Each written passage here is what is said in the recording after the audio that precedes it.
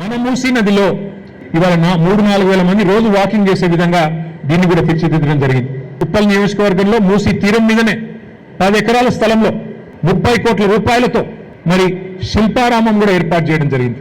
ఇవన్నీ ఒక్క ఇల్లు గులగొట్టకుండా, ఒక్క ఇటుక ముట్టకుండా, ఒక్క పేదవాడి కడుపు కొట్టకుండా కేసీఆర్ గారి ప్రభుత్వం చేసి చూపెట్టింది.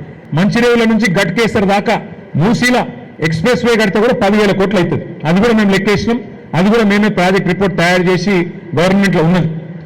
అది ప్లస్ 4,000 కోట్ల రూపాయలతోని సివరేజ్ ట్రీట్మెంట్ ప్లాంట్లు ప్లస్ ఇంకొక 2,000 కోట్లు సుందరీకరణ అన్ని చేస్తే కూడా 16,000 కోట్లలో మూసీ సుందరీకరణ అయిపోతుంది. రేవంత్ రెడ్డి గారు 16,000 కోట్లతో పోయేదాన్ని ఇలా 1,50,000 కోట్లు అని పదే పదే చెప్తా ఉన్నారు. ఒక ప్రణాళికనే లేదు. కానీ ఇవాళ కింది నుంచి మీది దాకా ఇళ్లకు రెడ్ మార్కులేసి ఇష్టం వచ్చినట్టుగా వ్యవహారం చేస్తా ఉన్నారు.